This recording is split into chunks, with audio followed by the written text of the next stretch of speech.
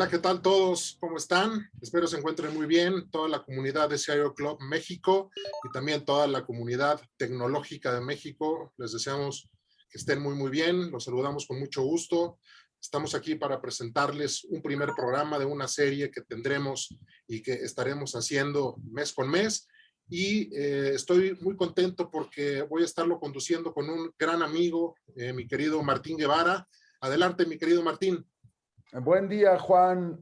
Gusto en conducir esta serie de programas de nuestra barra de contenidos de CIO Club TV. Esta será la primer mesa de análisis, debate, que busca abordar los principales temas y coyunturas tecnológicas y esperemos que sea del agrado de todos ustedes.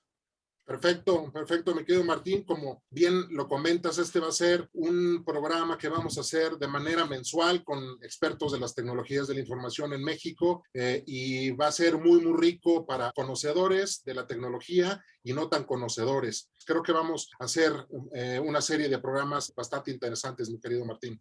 Va a estar perfecto. Normalmente vamos a estar tocando entre 3 o 4 temas para hacer una extensión de aproximadamente 30 minutos y van a ser pues temas que estén hot en la agenda nacional, tal vez mundial, pero sobre todo nos enfocaremos en el país. En esta ocasión vamos a tocar 3 que nos parecen fundamentales y que se han tocado dentro de nuestra comunidad. Uno es la política de privacidad de redes sociales. Otro es qué sigue con el trabajo remoto en el 2021 que causa pues todavía mucha incertidumbre y también uno en el que pues tenemos a grandes panelistas y grandes expertos en nuestra comunidad que nos pueden platicar de cuáles son las principales tendencias tecnológicas en este 2021.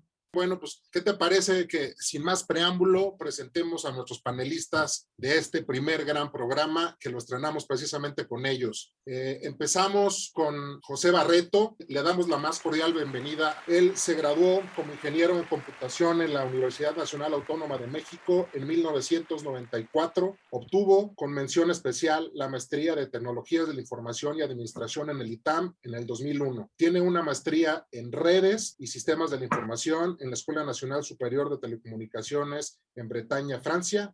Concluyó en el 2019 el programa de alta dirección en el IPADE. Colaboró durante 15 años en GNP Seguros como parte del equipo ejecutivo de sistemas. Ha participado como consultor en temas de estrategia de TI y se desempeñó como Delivery Project Executive para IBM de México durante 2 años y medio. De 2011 a 2014 fue director de TI de BMW Group para México y Latinoamérica. Colaboró para Novartis México como IT Business Partner para Latinoamérica y Canadá. Desde el 2017 es CIO de Grupo IAMSA, Corporativo Mexicano de Autotransporte y Aviación. Ha sido conferencista en eventos de TI en México y América Latina y articulista para revistas especializadas. Fue nombrado en 2007, 2013, 2018 y 2020 uno de los 100 mejores CIOs de México. Fue reconocido en 2014 por la revista Information Week como responsable de TI de una de las 50 empresas más innovadoras. Es consejero, orgullosamente fundador de CIO Club México. Bienvenido, José Barreto. Hola, ¿qué tal? Buen día a todos. Bueno, nuestro siguiente panelista también es un miembro muy destacado de nuestra comunidad, Oscar Lara. Él es ingeniero en sistemas electrónicos por el Tecnológico Monterrey. Tiene una maestría en tecnologías de la información. En 2004 inició su vida profesional en British American Tobacco en el área de proyectos especiales de manufactura TI y se integra desde 1998 a Corporación Durango, que ahora es Biopapel, y actualmente sigue ahí Oscar. Es una larga y longeva carrera dentro de esa empresa. Inició como gerente de TI participando en diferentes proyectos de implementación RP. A partir del 2011 ya es director de tecnologías de información de Biopapel, definiendo la estrategia de TI en la administración de diferentes entornos para diferentes grupos de negocio que integra pues todo el grupo como Titán, Escribe, McKinsey. Sus principales logros tiene pues la unificación de una sola plataforma en SAP de todas las operaciones en México, Estados Unidos y Colombia, así como la integración exitosa de la unidad de negocios Escribe a Biopapel. Bienvenido, Oscar, muchas gracias. ¿Qué tal? Buen día a todos. Gracias. Y por último, damos la bienvenida a Prisciliano Quintanilla. Él es actualmente el responsable nacional de la estrategia y desempeño de las tecnologías de la información y telecomunicaciones de la Red Ambiental, empresa líder en servicios medioambientales que ofrece el mercado de administración integral de residuos domésticos, residuos industriales, comerciales y residuos peligrosos biológico-infecciosos y rellenos sanitarios. Previamente, Prisciliano fue CIO de las tiendas de conveniencia de 7-Eleven México y de las estaciones de servicio Petro 7 con más de 2,000 puntos de venta respectivamente por casi 13 años.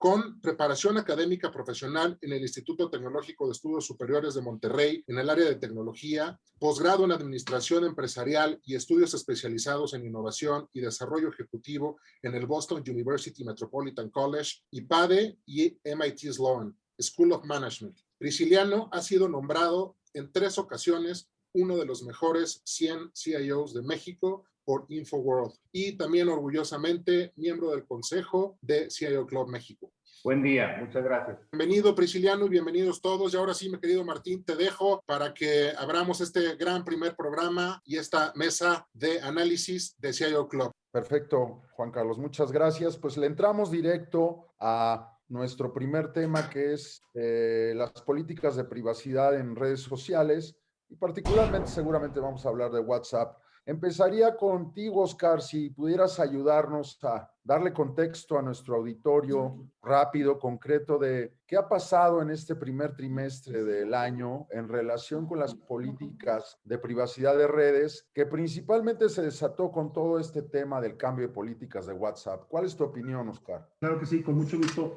Pues el pasado mes de enero, creo que WhatsApp nos sorprendió a todos con un aviso que yo creo que todos lo debemos de haber visto sobre un cambio en políticas y normalmente, que era efectivo a partir del 15 de febrero. Sin embargo, yo creo que mucha gente le dio recordar más tarde, algunos lo aceptaron, pero no se dieron cuenta de la implicación que esto tiene, porque realmente lo que está pidiendo o la autorización que estaba haciendo en esa parte del usuario era el darle privilegios a WhatsApp de poder compartir información personal directamente con Facebook, ambas empresas hermanas, sin embargo, pues con diferentes fines, ¿no? Entonces, realmente esta implicación se puede considerar grave porque lleva información relevante a lo que es la ubicación, las IPs, los contactos con los que se comunica, los contactos que tienes en tu agenda telefónica, que por ende están en WhatsApp. Entonces, la verdad, es un cambio drástico porque es mucha información confidencial que están poniendo en manos de otra plataforma que es Facebook, que como nosotros conocemos, los que usamos Facebook, sabemos que es una plataforma mucho más comercial, que ha comercializado más la información que procede de nosotros, desde los avisos, anuncios que te pone, el tipo de videos, comerciales. Entonces, la verdad es que imagínense si ahora Facebook tiene toda esta información, pues yo creo que el riesgo es bastante importante. Ante esto que sucedió, el grueso de los usuarios empezaron a buscar plataformas hacia dónde migrar o a ver dónde cambiar al estar en desacuerdo con las políticas de WhatsApp. Y lo que obligó a WhatsApp a replantear un poquito su escenario y buscar, se pospuso esta fecha del 15 de febrero, se pasó al 15 de mayo. Sin embargo, no cambia la intención de mover las políticas. Lo único que está buscando WhatsApp en este momento, en este lapso de tiempo que está ganando, es tratar de generar un poquito más de información, cambiar la opinión de los usuarios a través de ciertos comunicados y la publicación completa de las políticas en páginas web y todo para que la gente lo pueda analizar y tomar una decisión al respecto. Yo creo que el boom que se generó en enero, principios de febrero, lo vamos a volver a tener a partir del 15 de abril, a mediados de abril, finales de abril y hacia el 15 de mayo. Y va a ser muy interesante todo este tema. El saber si aceptamos o no aceptamos el compartir nuestros datos personales a Facebook, aunque no somos usuarios de Facebook y ya en cierta manera lo hemos hecho, debemos de tomar una decisión al respecto. Quien no lo haga, prácticamente el WhatsApp quedará deshabilitado o inutilizado dentro de su teléfono. Gracias, mi querido Oscar. Mi querido Prisciliano, desde tu punto de vista, ¿qué opinas tú acerca de estas nuevas políticas de WhatsApp? O sea, ¿cuál es tu perspectiva y cuál es tu punto de vista? ¿Cuál es tu feeling acerca de esto? Sí, Juan Carlos, gracias. Mira, siendo realistas, yo pienso que cuando usamos aplicaciones gratuitas, estamos expuestos a que nuestros datos puedan ser utilizados por esas compañías que las proveen. Después de todo, estas plataformas pues, no son gratis. Estas plataformas cuesta mantenerlas, ¿no? Cuesta ofrecerlas, cuesta asegurar su funcionamiento, cuesta actualizarlas, cuesta que funcionen en general. En el caso de WhatsApp, pues, todo el tiempo han podido usar, y es probable y ya lo hayan hecho, información que proviene de datos que nosotros mismos generamos. La diferencia es que ahorita WhatsApp te está avisando, te está diciendo por lo que no debes de tener sorpresas si en un momento dado ellos utilizan parte de la información que estás generando. Ahora bien, ¿cuáles datos personales se van a recopilar? ¿Qué tipo de información es la que ellos podrían utilizar en un momento dado? Oye, ¿a quién le compras con la aplicación? ¿Cada cuándo? ¿Qué tipo de productos? Información relacionada con el servicio, horas de uso, densidad de uso de tu mensajería, usuarios mayormente contactados, grupos de interés, información de cómo interactúas con los demás, incluyendo empresas, ¿sí? Información sobre el dispositivo móvil tuyo, ¿no? Oye, pues, ¿cuál es la carga de batería? ¿Cuál es tu proveedor de internet? ¿Cuál es más o menos el tiempo que lo estás usando? La potencia de tu señal, la ubicación geográfica en un momento dado, la localización, ¿sí? Y podrían condicionar el uso de la aplicación que permitas acceder a tu localización. Si tú lo estás permitiendo, bueno, podrían utilizarlo. Ahora bien, es algo conocido por todos nosotros que por el carácter de ser pública o gratuita la aplicación de WhatsApp, no deberíamos de utilizarla para mantener o para emitir datos sensibles o publicar datos sensibles de nosotros o del negocio al que estamos trabajando, o cualquier situación en la que esa información pudiera ser comprometida en caso de que lo vieran ojos que no queremos que lo vean, ¿no?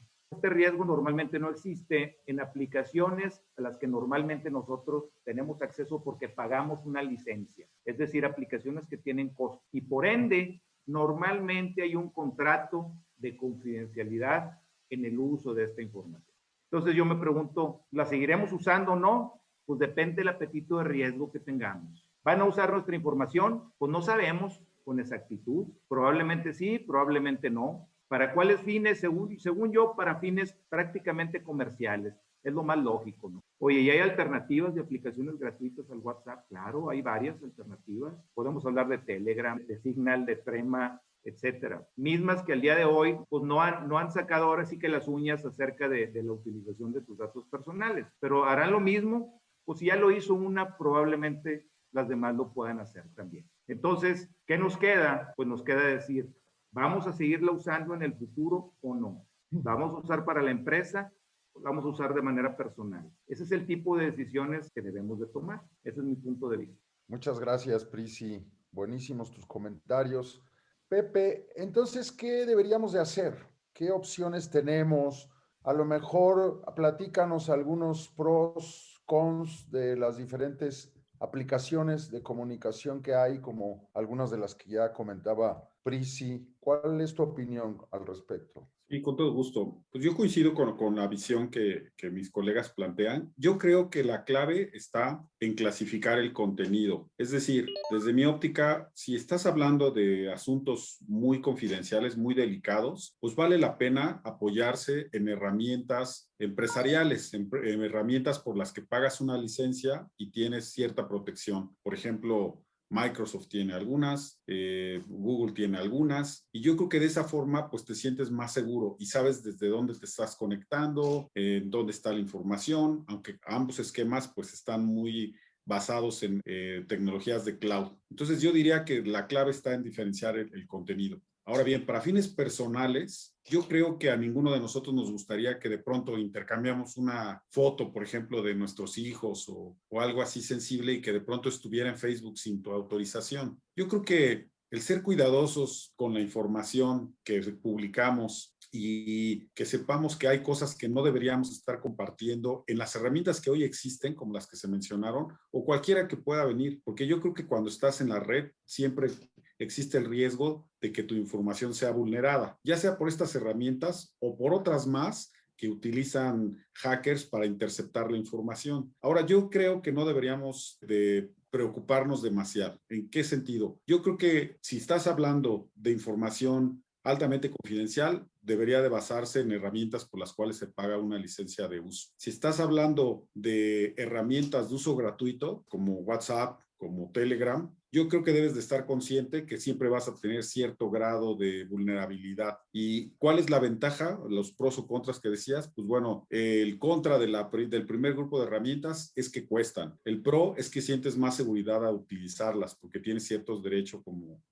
como consumidor, como cliente. Del otro grupo de aplicaciones, pues yo creo que el gran pro es que son gratuitas. Y la contra precisamente sería esa, que puede haber cierta vulnerabilidad en la información. Entonces, lo que haría es segmentar para qué estoy usando cada una de estas herramientas. Pero en el futuro podrán venir otras herramientas con las mismas características. Por eso yo creo que es algo que no nos debería de preocupar demasiado, pero sí tomar algunas precauciones mínimas. Excelente, mi querido Pepe. Una pregunta para todos entonces. ¿Cuál sería la recomendación para nuestro auditorio? Acuérdense que nos van a ver tanto expertos como no expertos. ¿Qué les recomendaríamos nosotros y a dónde deben cambiarse? ¿Deben llevar diferentes aplicaciones en paralelo? O sea, ¿qué es lo que ustedes recomendarían como expertos? Si me permiten, mi opinión es que difícilmente va a cambiar, ¿no? Yo creo que en este tiempo lo hemos visto, la gente, a pesar de que se les avisó que existe un riesgo de compartir la información, cambio de políticas, la gente siguió usando la plataforma. Probablemente, como muchos, migramos a Telegram, a Signal. Sin embargo, no se usan. O sea, yo creo que yo tengo cuentas en las otras dos plataformas y no recibo ningún mensaje. Todos seguimos usando WhatsApp. Entonces, difícilmente va a haber un cambio de plataforma. Va a haber a lo mejor va a haber algunos grupos que sí vamos a poder migrar y tener todo el contenido en una nueva plataforma. Pero el resto de la gente y de los usuarios, nuestros contactos principales, van a seguir estando en WhatsApp. Probablemente necesitarían prácticamente apagar WhatsApp, hacer una migración hacia el otro lado. De lo contrario, la gente va a aceptar las políticas y va a continuar con el uso de la aplicación, salvo que suceda algo diferente. No va a haber un movimiento social completo de toda una plataforma a otra plataforma. Lo veo muy complicado. Van a ser grupos, usuarios y ciertas áreas o ciertos temas que se traten, a lo mejor no se quieran tratar en forma más confidencial, van a ser tratados en otras plataformas, pero el poder y la presencia que tiene WhatsApp, que son miles de millones de usuarios en todo el mundo, es predominante y va a continuar en ese sentido. Así es, Oscar. Hoy precisamente me preguntaban que les había salido un mensaje de WhatsApp que no sé hasta qué día de mayo tenían para aceptar las políticas, si no ya no iban a poderlo usar. Entonces me llamaron y me estaban haciendo ese tipo de preguntas. Entonces la gente está asustada, la gente que usa eso como su medio de comunicación de día a día, pues dice, si no las acepto, pues no lo voy a poder usar y no me voy a poder comunicar, ¿no? Entonces eso es lo que se está discutiendo hoy en día, ¿no? Desde mi punto de vista, yo creo que sí tenemos una responsabilidad como CIOs o inclusive como miembros de un grupo de tecnología de una empresa. Y yo creo que es en explicar en términos de usuario, no en términos tecnológicos, las implicaciones que tienen este tipo de herramientas. Más allá de esta iniciativa que está teniendo WhatsApp y Facebook, yo creo que es responsable decir, oye, pues estas son las recomendaciones que deberías de seguir. Estos son los pasos, ese es el mínimo indispensable para que las personas de las áreas de negocio pues estén conscientes o inclusive cuando las usan para fines personales también sepan el grado de vulnerabilidad que pueden tener. Entonces yo creo que sí nos corresponde elaborar ciertas guías. A mí me tocó en la empresa donde colaboro el enviarle a los principales jugadores de negocio, pues primero la noticia de qué estaba pasando y después cuál era la recomendación. Después de eso, todo el mundo sigue usando WhatsApp. Y unas cosas muy específicas, pues se utilizan las herramientas por las cuales pagamos licencia, como las que están basadas en Microsoft. Yo les puedo decir otra vez, coincidiendo con lo que mis colegas mencionaron, qué tanto riesgo queremos tener en la información que estamos publicando, sabiendo que es una aplicación gratuita, ¿no? Tanto en la parte personal como en la parte empresarial.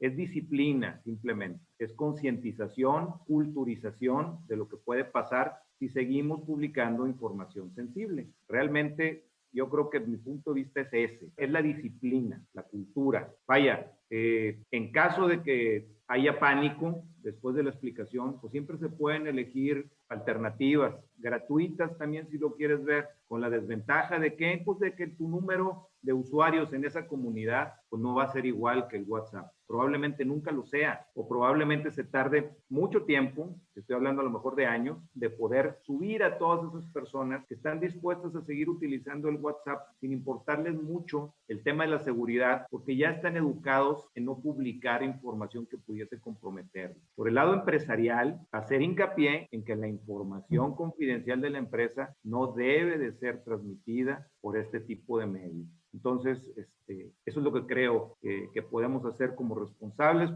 desde el punto de vista empresarial en la parte de tecnología de información y también con nuestra propia familia y amigos en lo personal.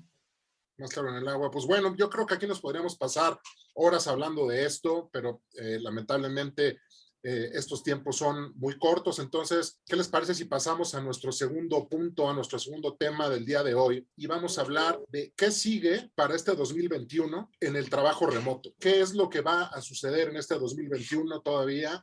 O tal vez el 2022 y el 2023, ahora con el trabajo remoto. Y quisiera hacerle una pregunta a mi querido Pepe. ¿Cuáles son los aspectos principales que han tenido que atender para las empresas para el trabajo remoto? Sí, yo creo que es una pregunta muy interesante. Aquí habría que clasificar a las empresas. Hay empresas que han venido trabajando de forma remota desde hace tiempo y entonces sus colaboradores cuentan con laptops, pueden hacer home office, tienen esquemas de gestión preparados para eso. Yo diría que son las menos. La mayoría de las empresas tradicionales, pues estábamos acostumbradas a ir a un espacio físico donde desarrollábamos nuestras funciones. Entonces, cuando vino la pandemia, lo primero que hubo que resolver es cómo me voy a conectar, ¿no? Hubo casos desde ¿hay laptop o no hay laptop? ¿Me puedo llevar la desktop a la casa? Entonces, había que habilitar en algunos casos inclusive tarjetas inalámbricas, ¿no? Para poderse conectar en casa. Y pues primero la base, la infraestructura que necesitas para poderte conectar, un equipo de cómputo, un acceso a internet, que para mucha gente quizá constituye algo de todos los días, pero también hay colaboradores en las empresas que no necesariamente tienen la infraestructura en casa. Entonces, yo creo que eso es algo que hay que considerar.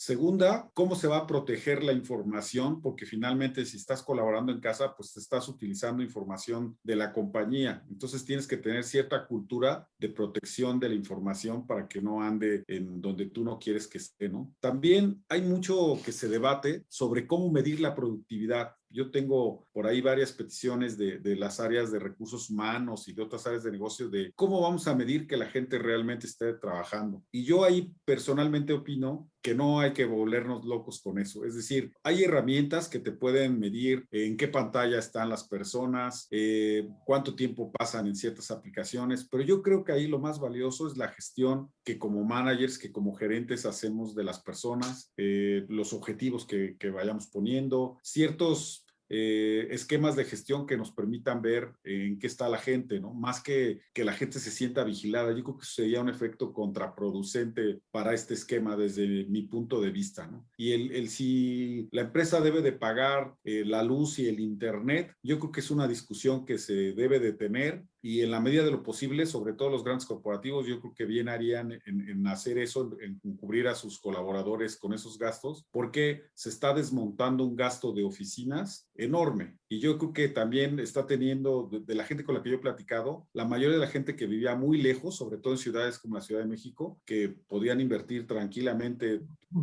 ir y venir, o sea, trayectos de hora y media o más, pues es un esquema que les ha permitido, digámoslo así, como un salario emocional, poder decir, estoy pasando más tiempo con la familia, estoy durmiendo más, me estoy ahorrando dinero, estoy comiendo en casa, y yo creo que eso es un beneficio que también hay que mencionar de todo esto, pero punto de partida, en resumen, es que tengamos los elementos para conectarnos, computadora, internet y el software necesario para hacer eso, y una cultura mínima, el ABC, de cómo protegernos al estar conectados desde la casa, no en una red corporativa.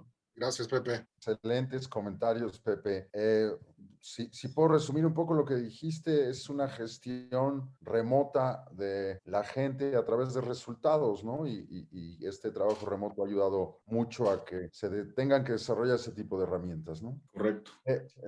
Bueno, Oscar, a lo mejor un poco en este mismo orden de ideas, entonces, ¿cuáles serían las principales, desde tu punto de vista, implicaciones tecnológicas para las personas o para los empleados para que tengan un trabajo remoto seguro y productivo, para que lo puedan lograr? ¿Qué les recomiendas? Bueno, nosotros sabemos que la parte del trabajo remoto representa extender nuestra red a miles de hogares y cargar con todo lo que hay en esas redes, ¿no? Eso es algo que antes dices, oye, mi red, mi perímetro, eso es lo que yo cuido, ¿no? Antes de la pandemia, las empresas que no tenían habilitada esta función de trabajo remoto o que eran parcial, pues nada que ver con lo que estamos viendo ahorita, que está mucho más demandado y tenemos más usuarios trabajando en forma remota. ¿Qué es la mayor preocupación que tenemos? Es precisamente eso, estamos extendiendo nuestra red hacia miles de hogares donde podemos encontrar la laptop de los hijos, el teléfono de la muchacha,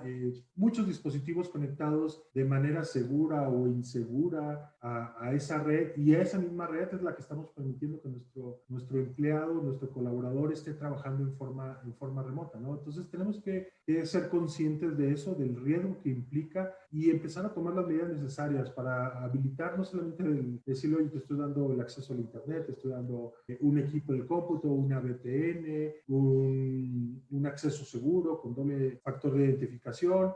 Yo creo que siempre hay que estar al pendiente de qué es lo que está pasando en los equipos que están conectados en forma remota, ya que realmente abrimos muchas puertas a partir de esto de la pandemia para posibles ataques. Como ustedes saben, no es coincidencia, es más bien a partir de la pandemia, principalmente se incrementó el número de ataques, ¿no? A empresas, a instituciones de gobierno, instituciones privadas, donde pues sigue siendo el ransomware, yo creo, uno de los principales herramientas utilizadas para atacar, para robar y extorsionar a las empresas e instituciones para pagar por la protección o por la obtención de la recuperación de los datos, ¿no? Entonces, ese es yo creo que el factor más importante que debemos de cuidar. Y por el otro lado, como lo mencionó ahorita Pepe, en nuestro país se está librando una ley precisamente de trabajo remoto que tiene la intención totalmente de proteger un poco los derechos del trabajador, desde exigir a la empresa que le proporcione o que corra con parte de los gastos de la electricidad, del internet, que le proporcione las herramientas adecuadas para trabajar, y si es posible, pues hasta decir una silla cómoda y un escritorio para poder trabajar. Creo que eso es lo que está buscando esta ley, y debemos de estar conscientes que en un momento dado tenemos que estar ya aprobada la ley, que creo que ya está en los últimos detalles. Deberíamos de empezar a tomar estas medidas para poder proveer estos servicios como empresas a nuestros compañeros, a nuestros colaboradores, y que puedan ellos contar con un ambiente y unas herramientas adecuadas de poder trabajar. Perfecto, Oscar. Muchas gracias. Muchas gracias. Muy interesante tus comentarios. Y quisiera ahora pasar con Prisi y quisiera preguntarte, mi querido Prisi, ¿qué consideras que sucederá en los próximos meses, años, pero no nos adelantemos, en los próximos meses con los temas de teletrabajo en nuestro país? O sea, ¿qué crees que sea lo más relevante o qué crees que nos espere en ahora ya no es home office, ahora es office everywhere, ¿no? Exactamente. Pues mira, definitivamente que va a ser un hecho la formalización de un esquema de trabajo remoto, un aumento en el uso de tecnologías colaborativas, por lo que será importante la capacitación institucional en ellas. Una necesidad de poder asegurar disponibilidad en las telecomunicaciones en casa y empresa. Empresa, sea cual sea la solución que decida implementar, ya sea en la nube o sea en su propio facility, deberá de asegurar esa comunicación. Y en casa, cada persona que tenga la posibilidad de estar trabajando bajo un esquema híbrido va a necesitar asegurar tener esas telecomunicaciones. No me extrañaría que los proveedores de servicios de comunicaciones puedan permitir la conectividad doble en los dispositivos de enlace de comunicaciones para permitir esa búsqueda de resiliencia en la comunicación, junto con la inversión necesaria de la persona, en este caso del colaborador, para minimizar el riesgo de desconexión por fallas eléctricas. Por lo que yo vería un incremento en la compra de UPS y probablemente plantas pequeñas de energía que puedan dar suficiente batería para que esté funcionando tanto los dispositivos de comunicaciones como los propios dispositivos de cómputo. Eso va a traer una probable disminución en el costo de comunicaciones, así como también un necesario reacondicionamiento en el hogar de las personas para la implementación de un espacio de trabajo en casa, evitando interrupciones y ruidos ambientales que naturalmente provienen pues, por estar con la familia en horas de trabajo. Por el lado empresarial, yo pensaría que reforzar la disponibilidad del call center va a ser importante e incrementar las habilidades de las personas de soporte en sitio para poder apoyar los requerimientos y limitantes tecnológicos que los colaboradores tienen en casa. Van a tener que aprender quiénes son los principales proveedores de telecomunicaciones, cuáles son las ventajas de uno, desventajas de otro, cómo se comportan entre las diferentes tecnologías de conexión, como por ejemplo las VPNs, y cómo podemos ayudar o cómo podrán ayudar a los colaboradores que están trabajando en casa a solucionar sus problemas. Adicionalmente, va a ser muy importante reforzar la tecnología de seguridad cibernética remota, pensando que no vas a tener la posibilidad de conectar appliances en los hogares. Hay que pensar en iniciativas de seguridad más sofisticadas que probablemente van a tener la nube como su centro de operación. Es lo que te podría comentar que veo venir. Completísimos, casi que contestaste la próxima pregunta, Prisi. Creo que hablaste de integralmente de todo lo que sucederá y esto, la reconfiguración de los hogares, al menos es en la industria que yo más me muevo, que es en la vivienda y construcción, es un hecho, incluso switchar espacios, ¿no? En el día es la oficina y en la noche es la sala de televisión, en los hogares que se pueda, ¿no? Pero bueno, creo que ayudó bastante en la introducción lo que comentó Prisi en este mismo formato de ahora todos conversar sobre el tema concluyente de este espacio. ¿Qué deberían de cuidar y realizar tanto las empresas como las personas en el 2021? ¿Cuáles son sus 2, 3 recomendaciones muy específicas para nuestro auditorio? ¿Qué le dirían que específicamente pueda hacer en los próximos meses? Si me permiten, yo podría, de una manera resumida, comentarles, 1, la demostración de la productividad bajo un esquema híbrido de trabajo. 2, la transparencia en las operaciones y actividades laborales que se realizan a distancia. La auditabilidad de nuestro tiempo, una auditabilidad simple, sencilla, en un momento dado cualquier compañía podría hacer. Y otra más, el respeto bidireccional que se debe tener al tiempo del colaborador y al tiempo empresarial. El hecho de estar en home office no debe implicar pensar en estar conectados 24 horas al día. Tenemos que respetar nuestro tiempo personal y nuestro tiempo empresarial. Y ese respeto tiene que ser necesariamente bidireccional. Acabas de decir algo bien importante y perdón que te interrumpa, ¿cómo encontrar ese equilibrio? O sea, hemos oído desde que empezó la pandemia, desde que empezó el teletrabajo, el que la gente se queja de que ahora trabaja más que nunca y que ya no come a sus horas y que van comiendo a las 8 o 10 de la noche, que ya no hay horarios, que ya cuando se dan cuenta ya les dio la 1 de la mañana. O sea, ¿cómo encontrar ese equilibrio en el teletrabajo, no? Bueno, al principio mencioné productividad.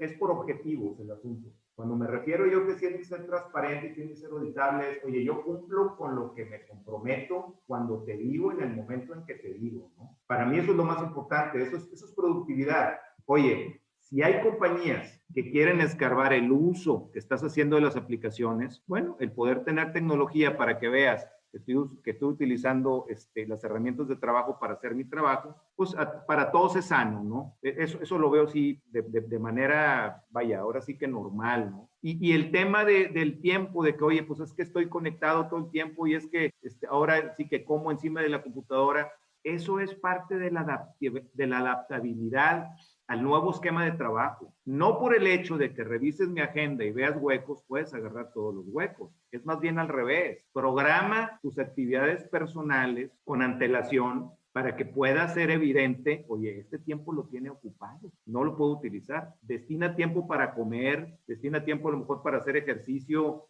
temprano, no lo sé, o al final del día. Vaya, hay que irnos disciplinando en el manejo de una agenda electrónica de manera profesional y eso va a ir generando cultura en la compañía.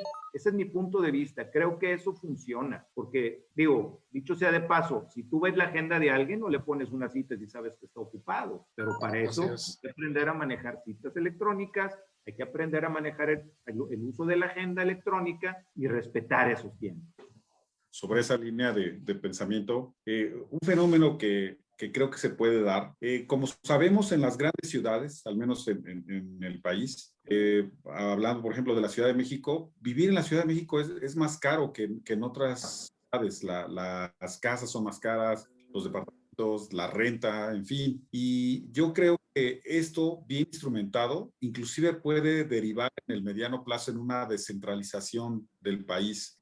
A mí me ha pasado por la cabeza decir, bueno, pues si yo ya voy a estar en home office, ¿por qué no vivir, por ejemplo, en Cuernavaca, ¿no? Que está a 1 hora de la Ciudad de México, que tiene un mejor clima, que tiene una cercanía, que en caso de una emergencia puedes moverte fácilmente, ¿no? Entonces y tienes la infraestructura para poder trabajar, ¿no?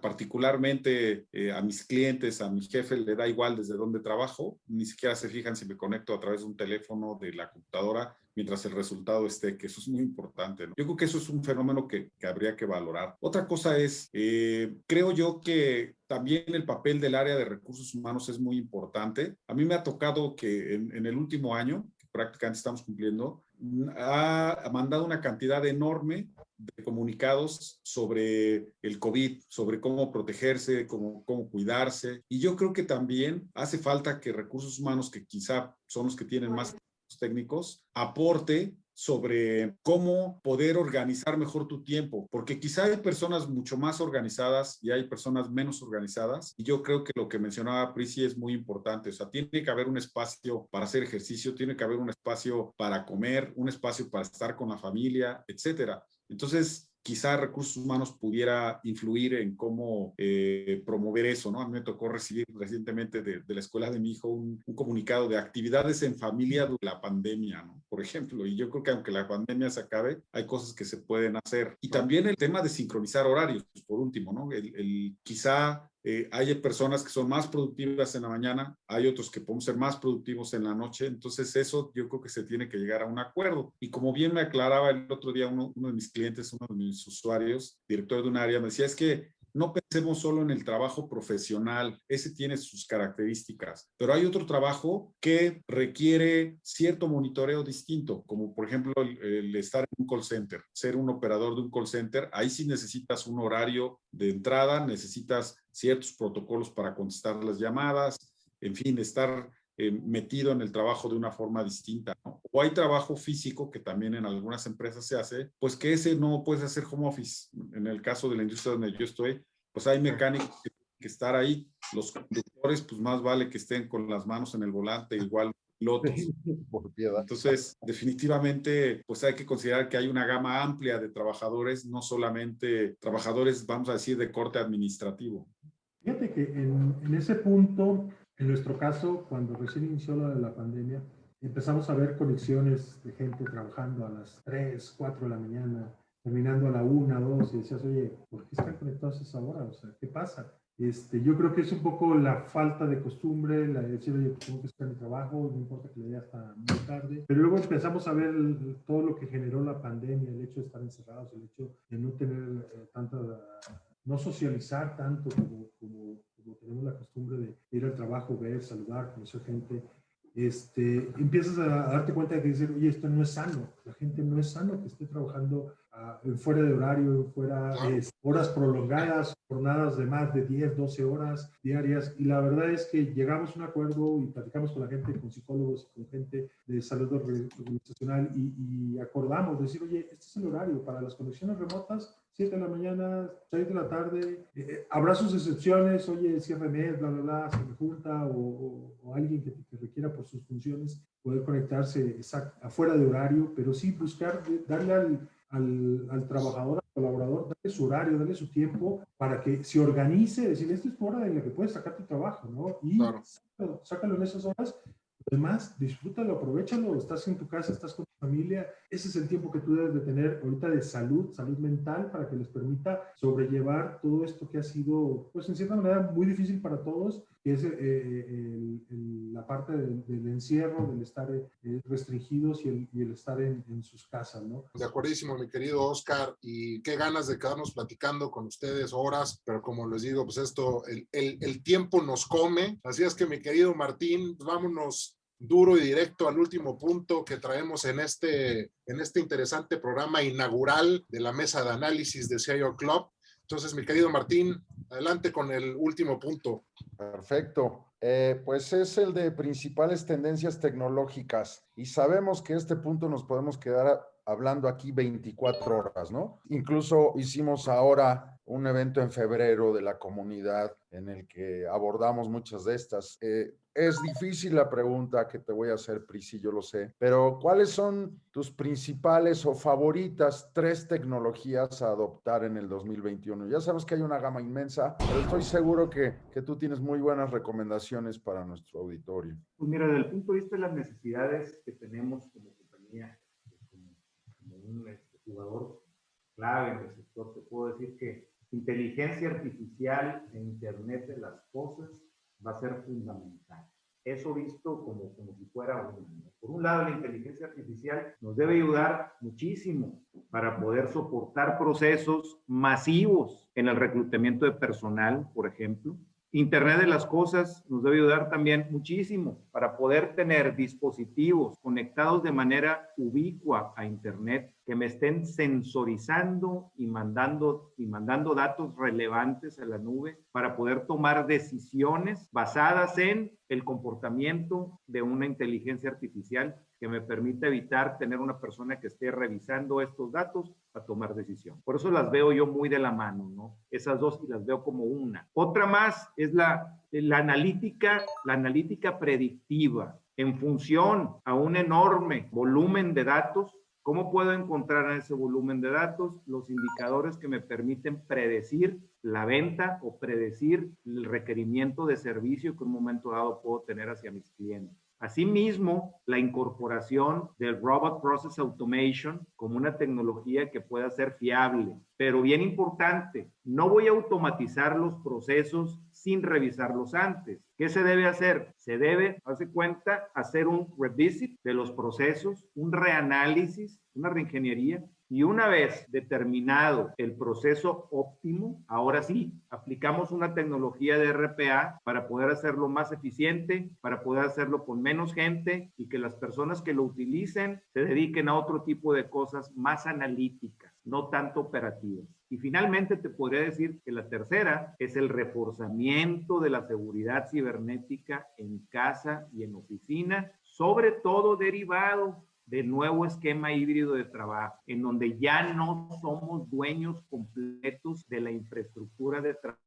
Estamos entrando en áreas en donde tenemos poca injerencia. Lo menos que podemos hacer es poder asegurar que esos endpoints de trabajo estén seguros para que permitamos que el colaborador trabaje de una manera libre y tranquila. Y por el lado de la compañía, el minimizar el riesgo de tener una brecha de seguridad. Eso es lo que te podría aportar al respecto. Excelente, muchas gracias. Muchas gracias, Prisi. Y bueno, Pepe, te voy a hacer la misma pregunta a ti. Para ti, ¿cuáles son esas 3 tecnologías más relevantes que ves que son, ya no son un nice to have, sino son de cajón que hay que tener? ¿Cuáles son esas 3 y por qué? Y yo me viene a la mente una que mencionó, que tiene que ver con toda esa cantidad de datos que se están generando y cómo le podemos sacar jugo. O sea, hay interacciones en todo momento entre empleados, con clientes, con proveedores, y yo creo que ahí hay un largo camino para poder entender qué es el tema de Big Data, qué es el tema de Business Intelligence y cómo se puede explotar esa información. Hay empresas que viven de eso, ¿no? Como Google y otras más. Yo creo que ahí es muy importante que en las empresas exista una iniciativa de inteligencia de datos de tal forma que se puedan explotar. Y si hubiera que escoger, yo escogería la parte de los clientes, la información que tiene que ver con los clientes, porque yo creo que eso permite ofrecer productos mucho más a la medida, el poder interactuar de la forma en que los clientes le prefieren, ese tipo de cuestiones. En segunda instancia, y más de lo que hablábamos hace unos minutos, o digamos que enfatizado por la situación de la pandemia, yo creo que hay dos elementos que se tienen que considerar. Una son los medios de pago electrónicos. Yo creo que se va a dar una tendencia en donde cada vez más vamos a preferir el sin contacto, ¿no? Lo que en inglés le llaman el contactless, el poder hacer pagos sin tener contacto. Ya estamos muy acostumbrados, a algunos que nos ha tocado salir por cuestiones de trabajo a restaurantes, que ahora el menú pues, es un QR code, ¿no? Y que quieres pagar sin tener que tocar las terminales, ese tipo de cosas, ¿no? En donde particularmente trabajo, la gente está prefiriendo estar lo menos posible en las terminales, por ejemplo. Entonces, ahí yo creo que hay un amplio camino para reforzar la cuestión de los medios de pago y que inclusive va de la mano con la bancarización. Sé que en el país hay un largo camino por bancarizar y yo creo que esto puede ser un incentivo, ¿no? Y relacionado con este punto, pudiera ser todo lo que tiene que ver con user experience. Definitivamente, si queremos que prefieran los clientes el medio electrónico que ir a la tienda física, cualquiera que sea el giro del negocio, tenemos que tener una cara bonita, ¿no? Tenemos que tener una aplicación que sea amigable, que le permita resolver, que el cliente se sienta seguro, que haya un respaldo interactuando con una persona. Yo sé que está muy en boga todo el tema de los chatbots, pero siempre tiene que haber una salida hacia una persona que pueda resolver algún problema que un cliente potencial o un cliente esté teniendo, ¿no? Entonces hablé de Business Intelligence, de la parte de los medios de pago electrónicos y de la parte de User Experience. Perfecto. Excelente. Oscar, Excelente, Pepe. ahorita ya tocaron a lo mejor temas que son relevantes como para las empresas. Para cualquier ciudadano de a pie, ¿qué te parece que serán las tecnologías que tendrán más impacto para ellos en el 2021? ¿Cuáles serán las que deberíamos de tener más cercanas y con más cuidado? Ok, bueno, yo creo que para cualquier persona, y como para todas las empresas, esto de la pandemia vino a afectar un poco la forma en que hacemos negocios, ¿no? Entonces, el habilitar canales, el contar con la disponibilidad de tener canales de comercio, tanto B2B, B2C, por parte de las empresas y al usuario, de decir, oye, ya no tengo que ir al súper, puedo hacer ordenar mi súper a través de la aplicación, puedo bajar una aplicación para, en lugar de ir a un centro comercial, tengo todo a la mano en una aplicación, o tener acceso a contenido a través de aplicaciones sin tener que comprar ropa o tener que ir a una tienda, ya lo puedes tener todo directamente desde aplicaciones. Entonces yo creo que eso es la parte que habilitó y le dio continuidad a la operación de muchos negocios. Lamentablemente hemos visto que durante la pandemia hay cierto tipo de negocios como restaurantes, centros de diversión, entretenimiento, hoteles, pues se han visto afectados, ¿no? Entonces, ¿qué viene a compensar eso al usuario final? Oye, pues darles una herramienta, darles elementos para que ellos puedan disponer de algunos de los servicios, ya que todos son físicos, no todos se pueden proporcionar de la misma manera, pero sí darle los elementos necesarios a tu consumidor, a tu cliente, para que pueda disponer y tener accesibilidad. Para ti es la forma de darle continuidad a tus operaciones. Y para ellos, para el usuario, como lo mencionas Martín, el usuario de pie, es efectivamente el medio, la forma de poder tener acceso a. Entonces, yo creo que ese es un punto muy importante, por el lado de las empresas, trabajar o ver el lado de tener la parte de e-commerce habilitado para que puedan tener acceso a sus clientes sin tener que exponerse a salir o tener un riesgo de visitar instalaciones, lugares